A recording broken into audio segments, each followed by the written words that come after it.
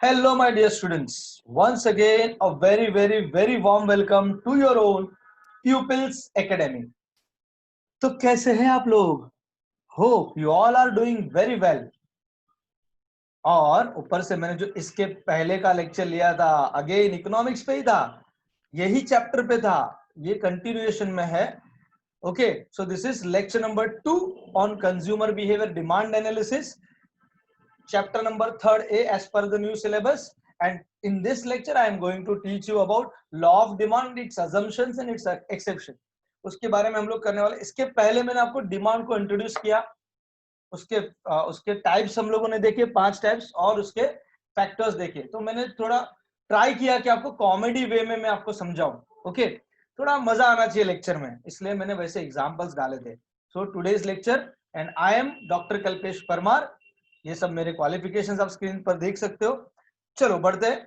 Demand का छोटा सा एक रिव्यू ओवरव्यू कर लेते हैं वापस से. Okay, demand means what? So demand means desire backed by ability to pay and willingness to spend और बाय. ये हमने लास्ट वीडियो लेक्चर में देखा था. अगर आपने वो वीडियो लेक्चर नहीं देखा है तो please go through that video. उसका लिंक मैंने डिस्क्रिप्शन बॉक्स में दे दिया है. Don't worry about it. So Dzire होना डिमांड नहीं है, ये मैंने आपको बताया था. भिखारी सोचेगा मेरे को कार चाहिए, नहीं मिलेगा क्योंकि उसका एबिलिटी नहीं है. रिच माइजर सोचेगा मुझे कार चाहिए, तो भी नहीं लेगा वो, क्योंकि उसके पास डिजायर भी है, एबिलिटी भी है, रिच है, लेकिन माइजर है. बोले इतना कौन स्पेंड करेगा, खर्चा करने के लिए he is not willing. But एक डॉक्टर सोचेगा मुझे कार चाहिए, उसके पास डिजायर है, एबिलिटी है, विलिंगनेस भी है. ये सारी तीनों चीजें मिलेगी तो डिमांड होगा. ये हमने प्रीवियस लेक्चर में देखा. Demand is a relative concept because it is related to price and time. वैसे बहुत सारे दूसरे भी फैक्टर्स, हमने टोटल 10 फैक्टर्स देखे थे. वापस एक बार देख लेते क्या क्या देखा हमने. टाइप्स ऑफ डिमांड या इंटर रिलेटेड डिमांड देखा, जिसमें 5 टाइप्स थे. Direct demand, demand for consumer goods, indirect या direct demand, demand for capital goods, competitive या सब्स्टिट्यूट डिमांड, जिसमें tea and coffee, Lux and Dove वैसे एग्जांपल्स थे. जिसको याद रखने के लिए, हम आपके है कौन, कंपटीशन है ना. कॉम्प्लीमेंट्री या जॉइंट डिमांड, जिसमें car and petrol, pen and ink, bread and butter, ये एग्जांपल्स आपको दिए थे. इसमें याद रखने के लिए हम साथ साथ है. कंपोजिट या जॉइंट डिमांड पांचवा, जिसका मतलब है एक ही कमोडिटी बहुत सारा वांट सेटिस्फाई करता है, बहुत सारा डिमांड फुलफिल करता है.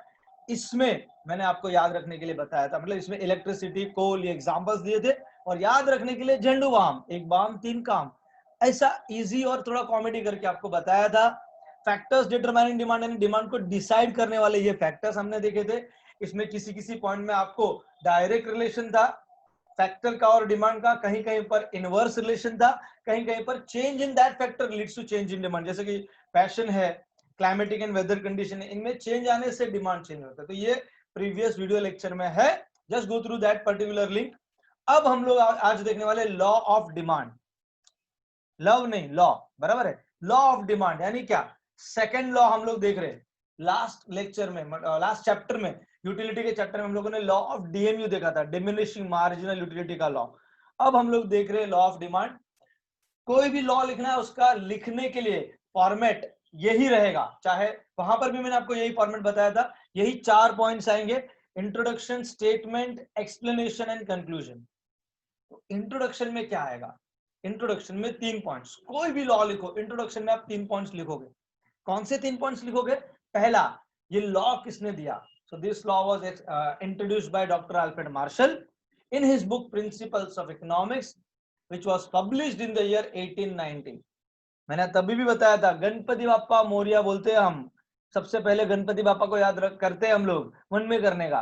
लिखते वक्त एक बार गणपति बाप्पा को याद नहीं करेंगे चलेगा, लिखते वक्त मार्शल अंकल को पहले याद करने का. ये माइक्रो इकोनॉमिक्स का पार्ट चल रहा है.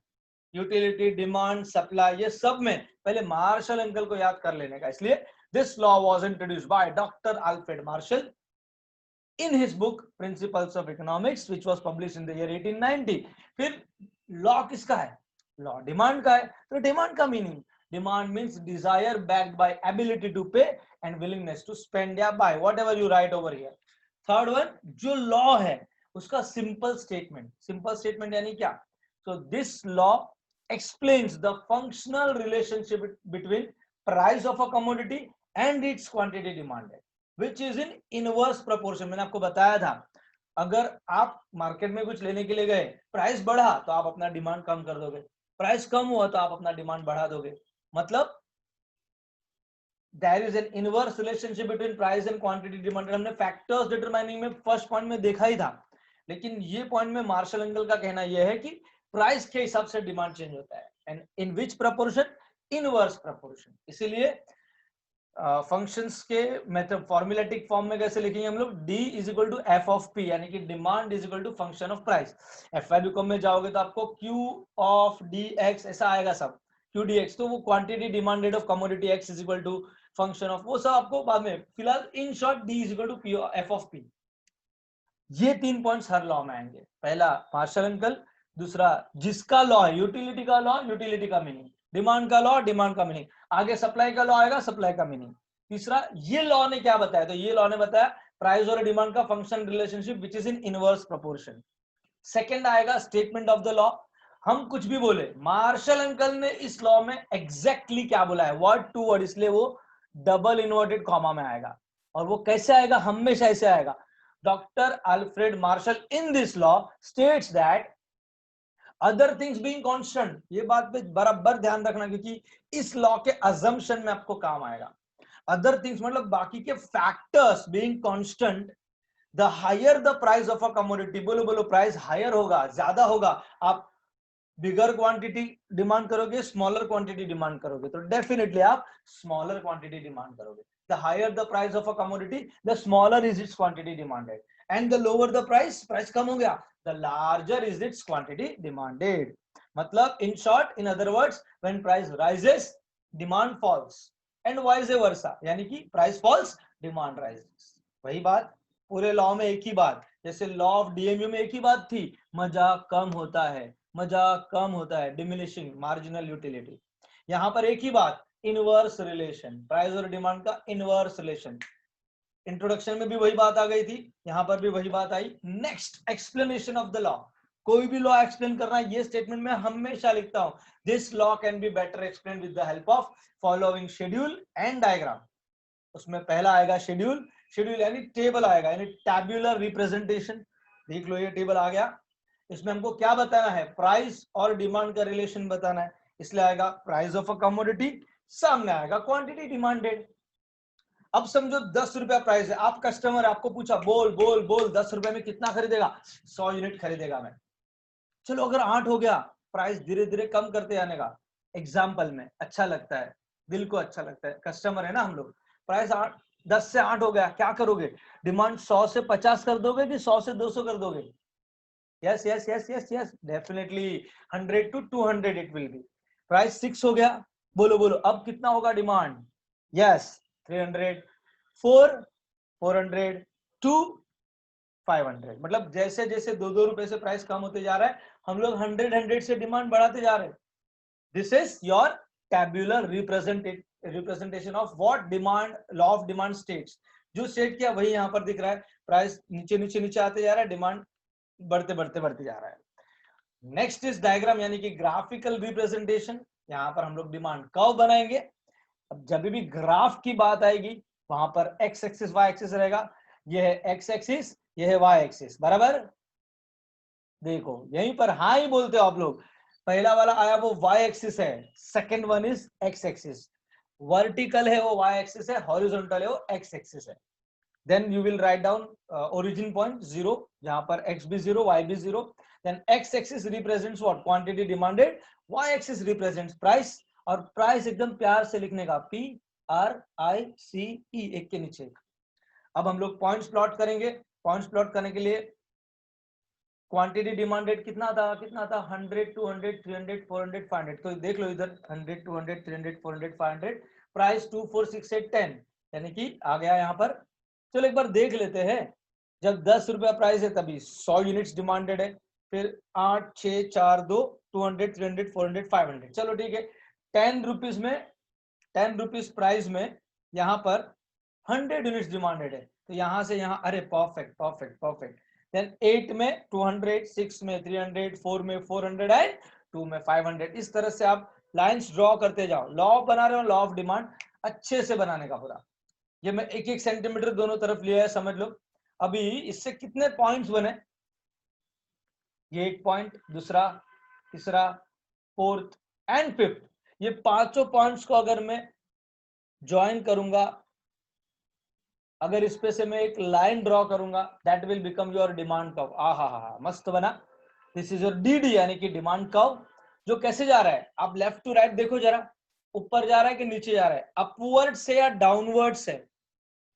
Yes, there is a price कम हो रहा है और डिमांड बढ़ रहा है। एक्स एक्सिस और वाई एक्सिस के फैक्टर्स जो है उसमें इनवर्स रिलेशन है, एक कम हो रहा है तो दूसरा बढ़ रहा है। जब भी यहां पर इनवर्स रिलेशन रहेगा, उससे जो स्लोप आएगा कर्व का, वो स्लोप हमेशा डाउनवर्ड होगा, नीचे की तरफ। डाउनवर्ड स्लोप को कहते हैं negative slope. So this is how you will write down. इस तरह से आप डायग्राम बनाओगे, स्क्रीनशॉट ले लेना, you can take it out. इसी चीज का शेड्यूल और डायग्राम का आप अभी एक्सप्लेनेशन देखोगे। एक्सप्लेनेशन में तीन ही बात, फर्स्ट एक्स एक्सिस और वाई एक्सिस पे क्या है। So in the above diagram, x axis represents quantity demanded and y axis represents price of a commodity. फिर आपको शेड्यूल और डायग्राम में क्या दिख रहा है वो बताना है। In the above schedule and diagram we can see that when price falls, कम हो रहा है ना, from 10 to 8, 6, 4 and 2, the quantity demanded rises from 100 to 200, 300, 400 and 500। यही चीज वहां पर देखिए, उससे हम लोगों ने पॉइंट्स प्लॉट कर दिया, उससे डिमांड कर्व बन गया। So in the above diagram, DD represents demand curve which slopes downwards from left to right indicating negative slope। बस इतना आपको एक्सप्लेनेशन देना है। Hope you have understood this. Finally fourth point, conclusion. क्या conclusion? वही बात, there exists an inverse relationship between price of a commodity and its quantity demanded। So that's it for the law। ये इतना अगर आपने perfectly लिखा, you will get 4 out of 4 marks. Next is law आ गया तो तुरंत उसका अजम्पशंस आता है। सो assumptions to the law of demand. और अजम्पशंस क्या, वो जो लॉ को सपोर्ट करता है या वो जो लॉ को अपोज करता है। बोलो बोलो बोलो, आपको यूटिलिटी वाले में बताया था मैंने। Yes, assumptions to the law यानी जो लॉ को सपोर्ट करता है, ये फॉलो करेंगे तो लॉ चलेगा। मार्शल अंकल ने स्टेटमेंट में क्या बोला था? हाँ, doctor Alfred Marshall states in this law that comma, double inverted comma, other things being constant, मतलब बाकी सब चीजों को कांस्टेंट रखो। मेरे हिसाब से डिमांड चेंज होता है सिर्फ प्राइस की वजह से, तो बाकी की चीजों को कांस्टेंट रखने बोला मतलब क्या, बाकी के जितने भी फैक्टर्स है, ये सारे फैक्टर्स को कांस्टेंट रखना, यानी देयर इज नो चेंज। आपको कुछ नहीं करना है, आपको ये पॉइंट लिखना है, no change in price of substitute. उसमें एक्सप्लेनेशन में से इतना लिखना है, it is assumed that there is no change in price of substitute. Second point लिखा, no change in price of complementary, it is assumed that there is no change in price of complementary. इतना ही लिखना है, लेकिन आपको समझाना तो पड़ेगा, मुझे तो समझाना पड़ेगा क्यों ऐसा। तो द फर्स्ट वन इज, जो वहां पर फैक्टर्स डिटरमाइनिंग डिमांड, इसके पहले के वीडियो लेक्चर में आपको मिल जाएगा, उधर सेकंड पॉइंट था, फीस फुकट था ना। सेकंड पॉइंट था प्राइस ऑफ सब्स्टिट्यूट्स। अब प्राइस ऑफ सब्स्टिट्यूट में क्या होता है, चाय का प्राइस बढ़ता है तो चाय वाले बोलते चलो चलो कॉफी पीते, तो कॉफी का डिमांड बढ़ गया। फिर वापस चाय का प्राइस कम हो गया तो कॉफी वाले बोलते चलो चलो चाय पीते, तो कॉफी का डिमांड कम हो गया। तो यहां देखो, कॉफी का डिमांड बढ़ना कम होना उसके खुद के प्राइस की वजह से नहीं है, दूसरे के प्राइस की वजह से। मार्शल अंकल ने क्या बोला, खुद के प्राइस की वजह से खुद का डिमांड चेंज होना चाहिए, वो करना है। बराबर, यहां पर क्या है, तो यहां पर डायरेक्ट रिलेशन दिख रहा है, किसका किसका, किसी और प्रोडक्ट के प्राइस का और हमारा डिमांड। तो हमारा डिमांड चेंज होने का रीजन प्राइस नहीं है, प्राइस लाना है तो हमको क्या करना पड़ेगा, no change in price of substitute. चाहे बोलेगा तू तेरा प्राइस सेम रख, मैं मेरा प्राइस सेम रखता हूं, बराबर है, तब कुछ नहीं, तेरा प्राइस वही है और मेरा प्राइस बढ़ा तब मेरा डिमांड, मतलब खुद के प्राइस की वजह से खुद का डिमांड चेंज होगा तो लॉ चलेगा, वरना लॉ चलने वाला नहीं है। लॉ को चलाने के लिए it is assumed that there is no change in price of substitute. Third point वहां पर था प्राइस ऑफ कॉम्प्लीमेंट्री कॉमोडिटी, मतलब कार का प्राइस बढ़ेगा तो कार के साथ कार का डिमांड कम, उसके साथ साथ पेट्रोल का भी डिमांड कम। कार का प्राइस कम हो गया, टाटा नैनो कार खरीदने लगे, पेट्रोल का डिमांड भी बढ़ गया। तो यहां पर पेट्रोल का डिमांड चेंज किसकी वजह से हो रहा है, उसके खुद के प्राइस की वजह से नहीं, दूसरे के कार के प्राइस की वजह से। मार्शल अंकल ने क्या बोला, खुद के प्राइस की वजह से खुद का डिमांड चेंज होना चाहिए, वो चलाना है तो क्या करना पड़ेगा, it is assumed that there is no change in price of complementary commodity. Very simple. फिर इनकम ऑफ द कंज्यूमर, हमने वही देखा था, इनकम बढ़ता है तो कंज्यूमर का डिमांड बढ़ जाएगा, इनकम कम होता है तो डिमांड भी कम हो जाता है, इसमें डायरेक्ट रिलेशन है। लेकिन यहाँ पर again demand changes because of income, not due to price. Price की वजह से चेंज करने के लिए it is assumed that there is no change in income of the consumer. पहले भी मेरा 20,000 ही इनकम था, अभी भी 20,000 ही इनकम है, और अगर किसी प्रोडक्ट का प्राइस कम हो गया, चलो खरीद लो, और तो वो लॉ चल जाएगा कब, इनकम कांस्टेंट रहेगा तो। नेक्स्ट इज, वहां पर फिफ्थ पॉइंट था साइज ऑफ पॉपुलेशन। पॉपुलेशन ज्यादा तो डिमांड ज्यादा, पॉपुलेशन कम तो डिमांड कम। आप सोच लो, हाँ यहाँ पर पॉपुलेशन और डिमांड का डायरेक्ट रिलेशन है, ये अपने को मतलब ही नहीं है, लेकिन ज्यादा पॉपुलेशन होगा, घर का पॉपुलेशन बढ़ जाएगा और 2-3 लोग आ जाएंगे हमारे घर पे रहने, तो महंगी चीजें भी होगी तो भी हमको ज्यादा ही खरीदना पड़ेगा, क्योंकि चाहिए ही वो, लॉ चलेगा ही नहीं। लॉ को चलाना है तो it is assumed that there is no change in size of population. पहले भी जितने मेंबर्स थे अभी भी उतने ही मेंबर होंगे, और अगर प्राइस बढ़ेगा डिमांड कम करेंगे, प्राइस कम करेंगे होगा डिमांड बढ़ाएंगे, यानी लॉ तब चलेगा जब साइज ऑफ पॉपुलेशन कांस्टेंट रहेगा। नेक्स्ट पॉइंट इज फैशन, वहां पर 6 पॉइंट था फैशन का। फैशन, नया फैशन रहेगा तो क्या होगा, नया फैशन रहेगा तो डिमांड ज्यादा रहता है, ओल्ड फैशन रहेगा तो डिमांड कम रहता है। यहां पर भी डिमांड का चेंज होने का कारण फैशन का चेंज होना है, लेकिन लॉ तो चलेगा नहीं, लॉ नहीं चलेगा, इसलिए क्या रखना पड़ेगा, फैशन वही का वही है, नया फैशन जो भी आया है उसी फैशन में अगर प्राइस कम हुआ तो हम और खरीदने जाएंगे उसको। लॉ चलाने के लिए इसको भी कांस्टेंट रखना, मतलब कांस्टेंट मतलब नो चेंज, चेंज नहीं होना चाहिए वो। Next is climatic and weather condition. Again यहां पर भी डिमांड का बढ़ने कम होने का कारण रीजन क्लाइमेट है। अब अगर समझो रेनी सीजन है और रेनी सीजन में अम्ब्रेला का प्राइस कम हो गया तो हम ज्यादा डिमांड करेंगे, अम्ब्रेला का प्राइस बढ़ा तो थोड़ा डिमांड कम कर देंगे। लेकिन रेनी सीजन चला गया, फिर सामने वाला कितना भी प्राइस कम करे ना, हम थोड़ी खरीदने जाएंगे। तो क्लाइमेट चेंज हो गया, डिमांड चेंज, तो यहाँ पर रीजन क्लाइमेट है, क्लाइमेट नहीं होना चाहिए, तो वही सीजन में प्राइस कम होने पर डिमांड बढ़ता है, प्राइस बढ़ने पर डिमांड कम होता है। लॉ चलाना है तो it is assumed that there is no change in climatic and weather condition. ये सब पॉइंट्स हमने देखा है पहले। Then next is taste habit, and वहां पर 10 पॉइंट था, taste habit and preference. Taste change होने से डिमांड बढ़ता है या कम होता है, बराबर है। पहले वेज फूड का डिमांड ज्यादा था, अब नॉन वेज फूड का डिमांड ज्यादा है। अब बोलो वेज से नॉन वेज ज्यादा महंगा रहता है, उसका प्राइस ज्यादा होने के बाद भी डिमांड ज्यादा है, अरे लॉ तो चल ही नहीं रहा है। पाव भाजी से पिज्जा महंगा होता है, लेकिन यही लोगों को चाहिए आज, ज्यादा प्राइस के बाद भी डिमांड ज्यादा, अरे लॉ तो चल ही नहीं रहा है। लॉ को चलाने के लिए there is no change in taste habit and preference. ये 7 पॉइंट्स हम लोगों ने देखे, ये अजम्पशंस के पॉइंट्स है, बराबर है। Last point is no expectation about future change in price. Future में चेंज होने वाला है प्राइस, इसका एक्सपेक्टेशन रहना ही नहीं चाहिए कस्टमर को, रहेगा तो लफड़ा हो जाता है।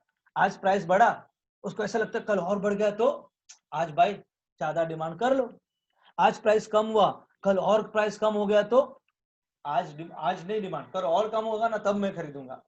मतलब देखो यहाँ पर तो प्राइस और डिमांड का डायरेक्ट रिलेशन आ जा रहा है, लेकिन लॉ में बोला इनवर्स होना चाहिए। इनवर्स रिलेशन रखने के लिए there should not be any expectation about future change in price. So these are all the क्या assumptions to the law of demand, जिसमें एक ही बात सब factors को कैसा रखना है, constant, यानी it is assumed that there is no change in these factors. Next is exceptions to the law of demand. Exceptions यानी क्या, exceptions यानी कि जो लॉ को अपोज करता है। लॉ ने बोला राइट, ये लोग बोलते लेफ्ट, लॉ ने बोला अप, ये लोग बोलते डाउन। लॉ ऑफ डिमांड बोलता है there is an inverse relationship between price and demand. Exception में वो पॉइंट्स आएंगे जिनका प्राइस और डिमांड का डायरेक्ट रिलेशन दिखेगा, वेरी सिंपल। तो कौन एक्सेप्शन में आएगा, जिसका डायरेक्ट रिलेशन रहेगा। कौन कौन है वो लोग, ये 8 लोग हैं, जिसका कीवर्ड है जीपीएस, आईडी, हाउसफुल, I2 है, जी से क्या है, टिफन गुड्स, prestige, P से prestige goods, S से speculation, then I से illusion, second I से ignorance, then D demonstration effect, habitual goods and fashion। देखते हैं कैसे ये लोग एक्सेप्शन है। पहला पॉइंट है tiffin goods. Tiffin goods in short it is inferior goods, exactly inferior नहीं होता है, बट एग्जांपल देने के लिए हमको इंफीरियर गुड्स का एग्जांपल देना पड़ेगा। तो Giffen goods are inferior goods like such kind of goods, potato हो गया, स्वीट पोटैटो हो गया, स्वीट कॉर्न, जवार, बाजरा, ये सब जो रहता है ना वो गिफन गुड्स माना जाता है। अब ये दो कैटेगरी का, बट आप मार्केट में जाते ही होंगे खरीदी करने के लिए, ये दो कैटेगरी का पोटैटोस आपको दिखा, बराबर है। ये लेफ्ट वाला है वो इंफीरियर, बेकार क्वालिटी का दिख रहा है, राइट वाला है वो अच्छी क्वालिटी का दिख रहा है, नहीं ना, बराबर उल्टा बोला मैंने, ये अच्छी क्वालिटी का दिख रहा है, ये बेकार क्वालिटी का दिख रहा है, आप कौन सा खरीदोगे? यस, ये वाला लेफ्ट वाला। अरे लेकिन ये लेफ्ट वाला 12 रुपए किलो है, राइट वाला 8 रुपए किलो है, बोलो आप कौन सा खरीदोगे? हाँ, फिर भी 12 रुपए वाला? अरे आप तो बोले ना प्राइस बढ़ेगा तो हम अपना डिमांड कम कर देंगे, इधर प्राइस ज्यादा है तो आप डिमांड कम करो। यस, ये बटाटे में लफड़ा आने वाला है, क्योंकि ये वाला बटाटा जब छिलेंगे तो इतना मस्त व्हाइट व्हाइट आएगा, और ये वाला बटाटा आप छिलेंगे तो इतना मस्त बीच में ब्लैक ब्लैक भी आएगा। फिर इसमें कभी कभी ऐसा लफड़ा होता है ना, टच करते क्रीम बाहर आता है, इसलिए मैं इसको क्रीम वाला बटाटा बोलता हूँ। तो ये है आपका गिफन गुड। ऐसे गिफन गुड्स में क्या होता है, इसका प्राइस कम रहता है, फिर भी लोग इसको डिमांड नहीं करते, इसका डिमांड भी कम। कौन सा रिलेशन? Direct relation. अब डायरेक्ट रिलेशन रहेगा तो क्या बन जाएगा? Exception. Very good. Second is prestigious goods. Prestigious goods यानी लग्जरी गुड्स, अरे जबरदस्त luxuries, luxuries like this, Rolex आ गया, ये सब गुच्ची का bag and all and all. अब मुकेश अंबानी का कार कौन सा रहेगा? बट ऑब्वियसली वो बीएमडब्ल्यू में आएगा, उसको घर से ऑफिस जाने का तो बीएमडब्ल्यू में जाएगा। आप अगर देखोगे उसको मारुति एडेंडेंट में जा रहा है, कैसा लगेगा? बोले पागल है क्या है। अब वो भी फोर व्हीलर है, ये भी फोर व्हीलर है, फिर भी वो क्या करेगा? मारुति एटेंडेंट में नहीं जाएगा, बीएमडब्ल्यू में जाएगा। क्यों? अरे भाई स्टेटस दिखाना है यार। ये वाला गाड़ी है 30 लाख रुपए का, ये वाला गाड़ी है अप्रोक्सीमेटली 3-4 लाख, 2-3 लाख रुपए, 3-4 लाख का रहेगा मेरे ख्याल से। 3 लाख किधर, 30 लाख किधर, लेकिन उसको 30 लाख देने में ज्यादा मजा आता है। नीता अंबानी और टीना अंबानी शादी मैरिज वेरेज में जाते हैं, दोनों का अप्रोक्सीमेटली सिमिलर है समझो। डायमंड का या जेम्स, खतरनाक जेम्स दिख रहे हैं, तो इसका नेकलेस। अब नेकलेस में नीता अंबानी टीना अंबानी आपस में बात करते, तूने कितने में लिया? बोलते मैंने तो यार 1.5 करोड़ का लिया। टीना ऐसा बोलते, टीना अंबानी, अनिल अंबानी की वाइफ। तो मुकेश अंबानी की वाइफ बोलते नीता अंबानी 1.5 करोड़, मैंने ये 6 करोड़ का लिया है। तो हम बोलेंगे यार ज्यादा पैसा देके इसको ज्यादा मजा आ रहा है।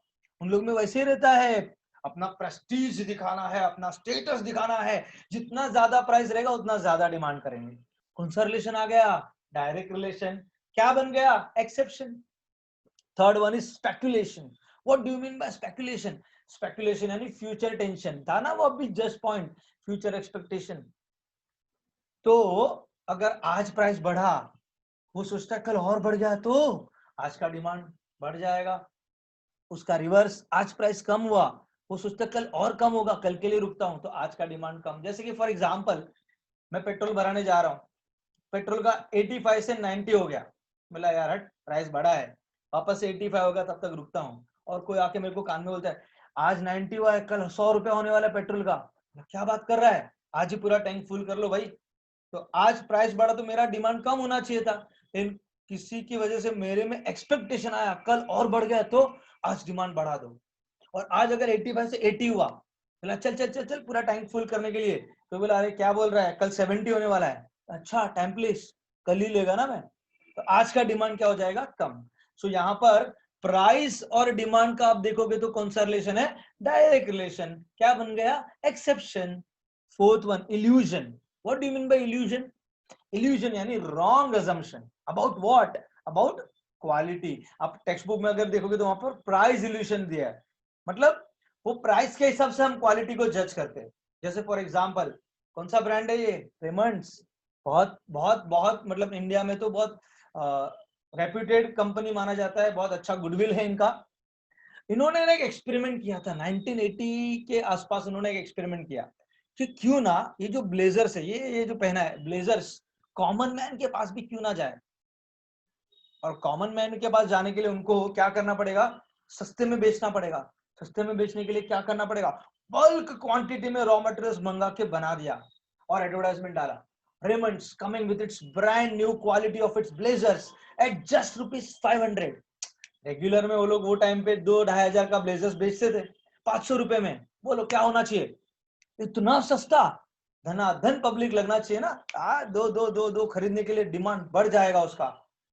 लेकिन ऐसा हुआ ही नहीं। उस टाइम के जो लोग थे ना बहुत कंजर्वेटिव थे, मतलब यार छोटी सोच वाले थे। बोलते 500 रुपए में मिल रहा है, अफोर्डेबल तो है मेरे लिए, लेकिन अगर मैं ले लूंगा और ये ब्लेजर पहन के घूमूंगा, लोग क्या बोलेंगे, बहुत पैसा आ गया लगता है, चल नहीं खरीदने का है। उसने तो खरीदा ही नहीं। प्लस जो रेगुलरली 2-2.5 हजार में खरीदते थे ना, वो लोग ने क्या सोचा, 2.5 हजार का ब्लेजर 500 में क्या क्वालिटी रहेगा, अच्छा नहीं खरीद। जबकि रेमंड्स है, रेगुलर उसका सेल होता था, रेगुलर डिमांड वो भी कम हो गया। प्राइस कम होने से लोगों का अजम्पशन क्या हुआ, क्वालिटी कम हो गया रहेगा, डिमांड कम कर दिया। बराबर है। वही अगर अभी क्या हो गया, 5-6 महीना रुके, अब इतना बड़ा लॉस कौन बेयर करेगा। रुक गए, कुछ नहीं किया, 6 महीने बाद फिर एडवर्टाइजमेंट किया, Raymonds coming up with its brand new quality of blazers at just ₹5,000। 2.5 हजार में बेचते थे, 5,000 प्राइस लगा दिया। वैसे भी कोई वो कॉमन मैन तो आने वाला ही नहीं था। लेकिन जो 2-2.5 हजार का खरीदते थे, वो लोग ने क्या सोचा, अरे 5,000 में बेच रहे, मतलब इसमें क्या मालूम क्या अच्छा रहेगा, क्वालिटी बढ़ा दिया रहेगा। मतलब प्राइस बढ़ा, लोगों को लगता है क्वालिटी ज्यादा रहेगा तो डिमांड बढ़ा देते। प्राइस कम, लोगों को लगता है क्वालिटी कम हो गया रहेगा, डिमांड कम कर देते। तो this is called as price illusion. यहां पर क्या हुआ, प्राइस और डिमांड का डायरेक्ट रिलेशन आ गया, क्या बन गया, exception. Next is ignorance. Ignorance यानी क्या, इग्नोरेंस यानी नो एडवर्टाइजमेंट।